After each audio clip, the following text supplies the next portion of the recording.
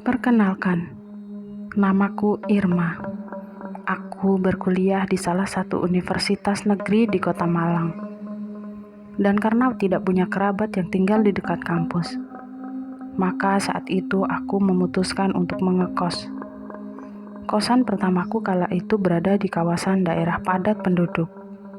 Hingga setelah beberapa bulan di Malang, salah satu teman sekelasku di masa SMA dulu yang bernama Cika mengabarkan jika dia pindah kos dekat dengan kampusku dan mengundang aku untuk bermain ke kosannya, kos Putri A16.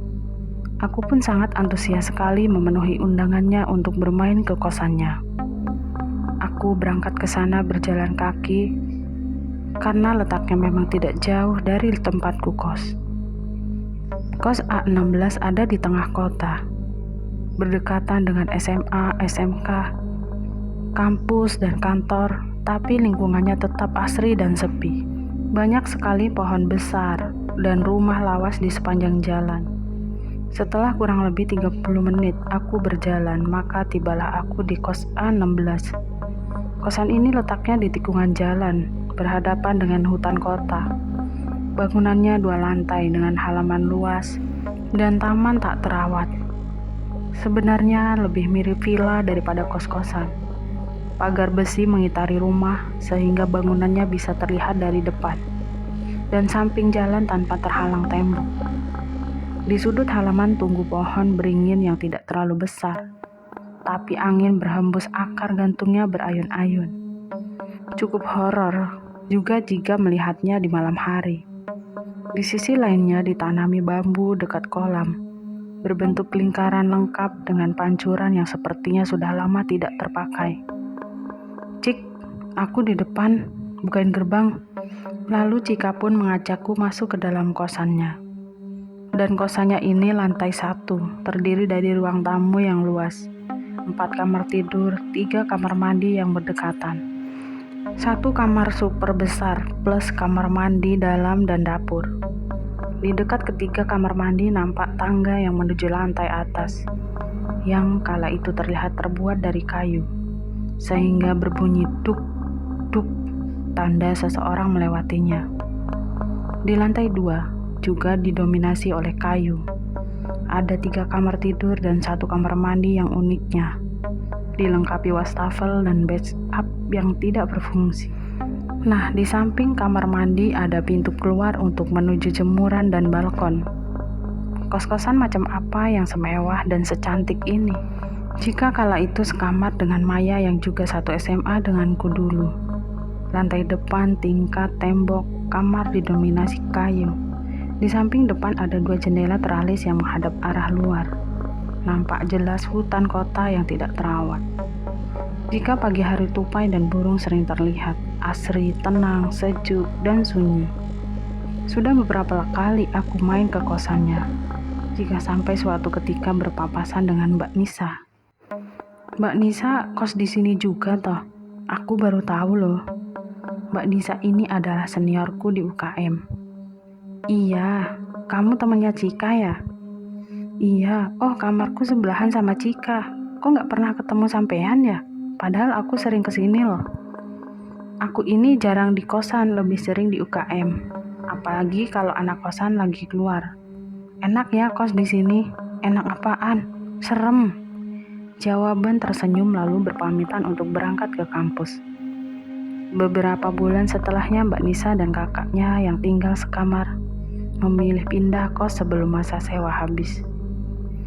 Penasaran tapi belum ada kesempatan bertanya. Sampai akhirnya ketika kami berada di kegiatan UKM, Mbak Nisa bersedia bercerita tentang apa yang selama ini ia alami di kosan A16. Pernah suatu sore, Mbak Nisa menonton TV untuk mengusir bosan karena pada saat itu sedang sendiri tanpa kesibukan. Nah, saat sedang asyik nonton, tiba-tiba terdengar suara klinting, printing. Mungkin gantungan baju yang terkena angin. Batinnya mencoba menenangkan kelinting, terdengar lagi. Spontan Mbak Nisa pun menoleh ke arah jendela. Nampak bayangan anak kecil yang berlari sambil tertawa dari arah jemuran. sampai ke depan kamar mandi. Kejadian itu langsung sekitar 15-10 detik. Masih mencoba berpikir positif, tapi bagaimana mungkin bisa? Kos-kosan ini memang sangat tertutup. Ya, orang luar, apalagi anak-anak tidak bisa sembarangan masuk. Kalaupun kerabat dari penghuni kos, Mbak Nisa pasti tahu karena penghuninya hanyalah segelintir. Dan dari tadi pun tidak ada bunyi dari anak tangga, tanda-tanda orang naik ke lantai 2. Karena merasa takut, Mbak Nisa memilih tidur. Bayangan anak kecil itu menampakkan diri beberapa kali dengan tawanya yang sayup-sayup. Waktu kemunculannya pun selalu sama, sore menjelang maghrib. Jadi itulah alasan Mbak Nisa lebih memilih berada di sekretariat UKM daripada sendirian di dalam kosan. Senin pagi, Mbak Nisa yang sedang memanaskan mesin motor tiba-tiba dikagetkan tetangga di samping kos yang datang menyapa. Tidak ada angin, tidak ada hujan. Tiba-tiba ia bertanya, "Lah, nggak apa-apa kos di situ?" Tanyanya dengan raut penasaran. "Aman, Bu. Cuma memang kadang ada suara jemuran yang terkena angin," jawab Mbak Nisa seadanya. "Hati-hati loh Mbak, di rumah ini banyak kejadian." Setelah memberitahu peringatan tanpa penjelasan, beliau pun lalu pergi begitu saja.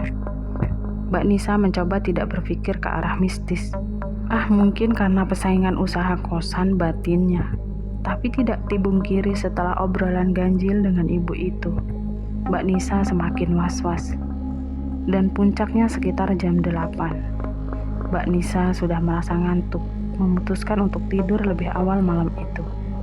Malam itu sunyi, satu-satunya bunyi berasal dari jarum jam dinding. Beberapa menit rebahan, belum juga pulas, masih setengah sadar. Mbak Nisa tiba-tiba merasa ada sesuatu yang membuatnya tidak nyaman. Dan ketika ia membuka matanya di samping kasur, kala itu nampak sosok laki-laki hitam pekat yang sedang duduk.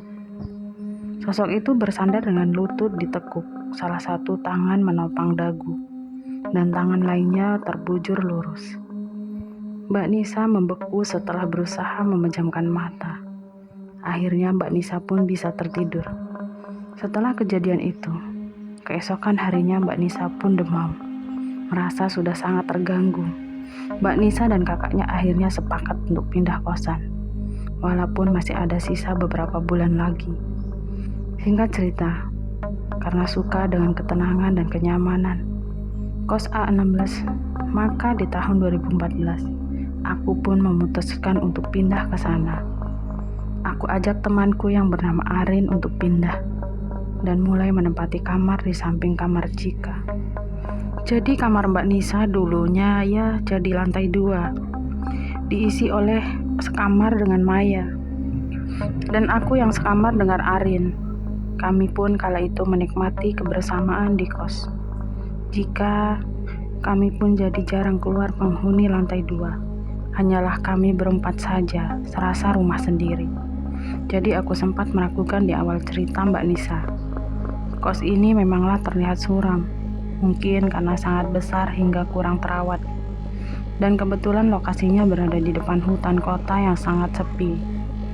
Kami pun sering mengundang teman-teman untuk berkumpul di ruang tamu. Masak bersama-sama, main Uno, nonton yang kadang tidak tahu waktu, merasa sangat bebas. Karena memang tidak ada penjaga kosnya. Hingga suatu ketika teman kami pun berpamitan pulang. Dan aku berniat untuk mengantar ke depan pintu untuk membukakan pintu gerbang saat itu. Aku pun tersadar. "Tahu kunciku nggak? Kok nggak ada ya?" "Loh, terakhir kamu taruh di mana?" sahut Arin. "Kalau aku tahu ya aku nggak bakal nanya, nggak bakal nyari." Akhirnya kami pun sibuk mencari kuncinya. "Kok malah pada sibuk nyari kunci? Aku buka gerbangnya dulu dong, mau pulang nih." "Ya wes, aku antar tamu dulu ya, abis itu aku bantuin nyari." Maya pun lalu keluar untuk mengantar Timu, lalu kembali membantuku untuk mencari kunci. Kami mencari di semua sudut ruang tamu, dapur, kamar, atau tempat-tempat yang dari tadi aku lewati. Aku menyerah karena kunci itu tidak ketemu. Dan demi kenyamanan bersama, aku pun mengandalkan lagi kunci gerbang dan kunci kamar. Seminggu pun berlalu. Di Sabtu pagi, aku dan Arin sedang tiduran di kamar sebelah. Saat itu Cika sedang membongkar isi lemari pakaiannya. Diambilnya baju-baju itu lalu dirapikannya kembali. Nah, di tengah-tengah aktivitas itu, kuncimu nih. Dilemparnya benda itu ke arahku. Loh, kamu nemuin di mana? Dengan raut wajah yang bingung dan heran dia pun berkata, di dalam sini. Kami berempat berpikir bagaimana caranya kunci itu ada di dalam saku celana yang tidak pernah dipakai. Bahkan celana kusam itu berada di tumpukan baju paling bawah. Cukup lama kami mencoba merasionalkan. Kok bisa ya? Dan daripada terus penasaran, tapi tidak mendapat jawaban, kami pun mengabaikan kejanggalan itu. Yang terpenting saat ini adalah kunci sudah tak ketemu dan tidak dimanfaatkan orang lain untuk hal-hal yang tidak diinginkan. Hingga akhirnya sudah beberapa bulan aku tinggal dan mulai akrab dengan penghuni kos yang lain. Salah satunya adalah Monska yang tinggal di kamar bawahku. Aku, Maya, Arin, jika beberapa kali main ke kamarnya. Tidak sering, karena dia juga jarang di kosan. Jadi Monska ini adalah salah satu penghuni lama dan anaknya cuek. Ya, jadi aku tidak menyangka kalau ternyata dia juga sering diganggu di awal-awal kos. Dia bercerita pengalaman aneh pertama yang pernah dialami terjadi di malam Jumat. Saat itu Monska lagi senang-senangnya membaca novel Sherlock Holmes. Karena keasikan membaca novel, tidak sadar sudah lewat tengah malam. Tiba-tiba sayu-sayu terdengar suara gamelan. Suaranya terdengar jauh, tapi semakin lama semakin jelas. Nggak mungkin ada kegiatan di sekitar kos, pikirnya kala itu. Karena saat itu suasana sangat sunyi. Bahkan suara orang atau motor yang lewat pun tidak ada. Suara gamelan itu pun baru berhenti sekitar jam 3 pagi. Nah, sejak kejadian itu, Monska tidak pernah bisa tidur sebelum mendengarkan azan subuh. Tahu nggak, gamelan itu suaranya sering muncul. Semenjak hari itu sampai kadang aku nggak gubris lagi sama sekali. Katanya, lama-kelamaan suara gamelan itu pun tidak pernah terdengar lagi. Dan Monska sudah merasa nyaman. Tapi di suatu malam tidak ada tanda gerbang dibuka. Tiba-tiba srek, srek, suara sapu lidi menyapu jalan tengah malam. Terdengar tepat di depan kos. Mana mungkin ada orang malam-malam menyapu, katanya pada diri sendiri. Hutan kota ini memang penerangan satu-satunya sumber cahaya adalah dari kos-kosan kami. Mana mungkin ada yang berani menyapu jam seperti itu. Srek, srek, terdengar lagi terus selama 30-45 menit. Menghiraukan rasa takut campur penasaran. Monska pun mencoba untuk tidur dan setelah itu tidak terjadi apa-apa lagi. Di tahun 2014, penghuni kos A16 hanyalah aku, Jika, Maya, Arin, Monska, dan Fatih. Pertengahan tahun, Fatih memutuskan untuk pindah kos. Jadi tersisa hanya kami berlima yang menghuni kos sebesar ini. Agar tidak merasa kesepian, Monska pun akhirnya membeli seekor kucing kecil. Berjam-jam aku dan Maya main ke kamar Monska, ngobrol sambil mengelus-elus Cino. Kucingnya aku beri nama Cino. Nah, setengah hari kami pun kembali ke kamar masing-masing. Tak lama, Monska kala itu memanggil kami dari arah bawah. Monska kala itu terlihat berdiri di depan pintu kamarnya, yang sepertinya terkunci dari dalam. Aku tadi cuci muka, terus mau balik kamar, tapi kok nggak bisa dibuka ya? Padahal tadi pintunya nggak aku tutup. Gimana nih, kasihan. Benar-benar terkunci. Kami bertiga pun pindah ke garasi untuk mengecek kondisi pintu kamar dari luar jendela. Nampak kala itu grendel pintu sudah dalam posisi lock. Kami nggak yakin jika angin adalah penyebabnya, ataupun kucing penyebabnya. Nggak mungkin karena posisinya terlalu tinggi. Jangankan grendel naik meja. Naik meja saja kucing belum bisa. Kami pun mencoba menyentuh slot dengan galah. Tapi sulit karena gerakan tangan terhalang teralis jendela. Akhirnya kami pun menyerah hingga tidak beberapa lama. Tony, pacarnya Simonska, datang, melihat kondisi kamar untuk mencari celah. Dia pun lalu membobol ventilasi dari kamar sebelah, dan akhirnya berhasil masuk dan membukakan pintu. Cika dan Arin yang kala itu baru datang pun ikut penasaran. Kami coba geser-geser slotnya. Lumayan seret lah, padahal kok bisa pindah ya. Pintu kamar Moska menjadi topik menarik siang itu. Dan sama seperti kasus kunci dalam saku, kami tidak tahu penyebabnya. Ya sudah toh, sekarang Moska sudah bisa masuk ke dalam kamar. Saat itu kos-kosan sedang kosong. Arin kala itu pulang untuk makan, sholat, dan istirahat. Karena kuliah selanjutnya masih 3 jam lagi. Sudah jadi kebiasaan kalau memang ada waktu santai, dia pun main game Farm Hero. Tidak terasa 2 jam pun sudah dia main. Lupa kalau masih ada kuliah sore. Tiba-tiba tok tok tok tok. Refleks Arin menengok mencari sumber suara. Loh, itu kan berasal dari dalam lemari. Merinding dia pun mengambil ransel dan kunci motor. Oke, aku berangkat kuliah, ucapnya dalam hati gemetar sambil menutup pintu kamar.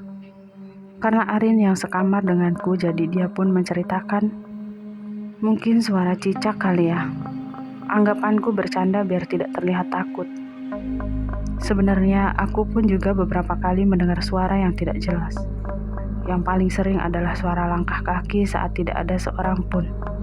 Selain aku di kos-kosan, seperti yang aku sebutkan sebelumnya.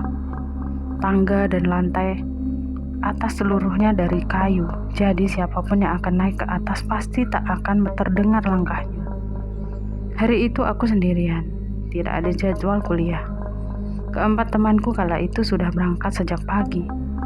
Aku yang mulai lapar, lalu aku mencari Indomie untuk mencari makanan di meja bawah. Duk, duk, sudah ada yang pulang nih, alhamdulillah nggak sendiri, pikirku. Kebiasaan kami tiap pulang kuliah pasti saling menyapa, atau setidaknya ngomel mengeluhkan banyak tugas. Tapi kali ini tidak ada satupun suara dari mereka.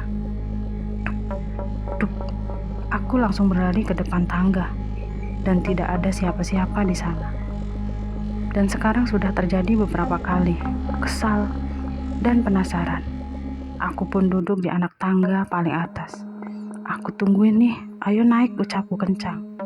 Lama menunggu, suara itu tidak ada lagi muncul. Ceklek.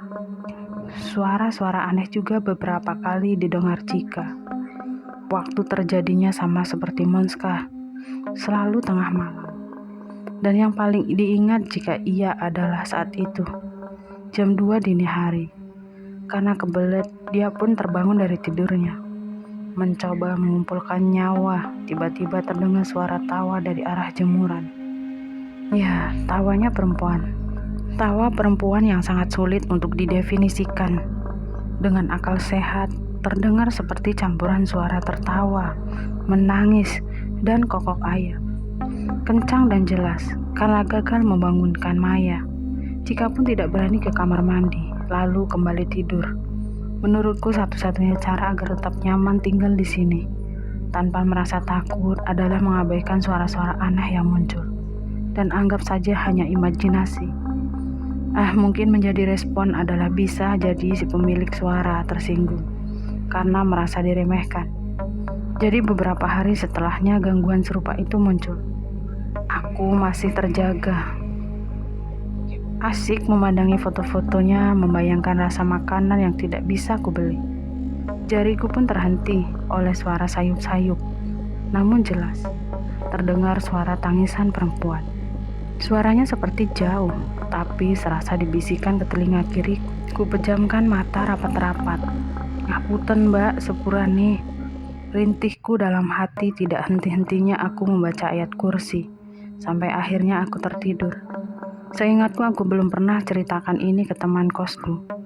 Takut dibilang kualat. Berbulan-bulan sudah tidak ada kejadian aneh lagi. Pikirku kita semua sudah bebas dari kepanon yang tidak perlu. Apalagi kala itu kami disibukkan dengan tugas kuliah yang memang tidak bisa santai. Jadi hampir setiap malam kami pun keluar berburu wifi gratis untuk mengerjakan tugas. Seperti malam ini. Arin dan Cika mengerjakan tugas di luar. Tinggallah aku dan Maya di dalam kos. Kala itu, Maya tertidur di kamarku, jadi hanya aku satu-satunya yang terjaga. Biar kita sepi, aku pun menonton film. Pikirku dari pagi laptopku di kamar. Jika jadi aku pun menonton di sana. Aku duduk bersandar di samping dipan membuka stok film dari harddisk dan memilih marmut merah jambu. Komedi Raditya Dika sampai nonton sampai habis. Dan saat sedang seru-serunya terdengar langkah terburu-buru dari arah tangga. Tak lama kemudian terdengar suara motor dan gerbang yang terbuka. Setelah menutup pintu, dia pun langsung naik ke atas sambil berteriak. Kaget aku, langsung keluar kamar begitu berdiri di depan pintu. Kami saling bertatapan mematung sepersekian detik. Nyatanya kenyamanan ini mengalahkan kengerian yang kami rasakan. Tahun 2016, Ari pun pindah kos. Otomatis biaya sewa kamar yang semula ditanggung bertiga akhirnya menjadi tanggungan berdua. Karena aku dan Maya keberatan, maka kami pindah kamar. Kami pindah ke kamar B3 di dekat Monska. Penghuni kos A16 bertambah dari kalangan pelajar, mahasiswa, pasca sarjana. Maka hampir seluruh kamar di lantai 1 terisi. Hingga akhirnya di tahun 2017, aku pun dan Maya akhirnya lulus kuliah. Dengan begitu selesai sudah masa-masa kami di kos A16 dengan segala keanehannya. Tapi aku mendapatkan cerita dari beberapa anak kos baru di kos A16. Dan kejadian-kejadian ini masih menjadi misteri saat ini. Ya, cukup sekian cerita dari kami. Semoga bisa menghibur kalian semua. Jangan lupa like, komen, dan subscribe.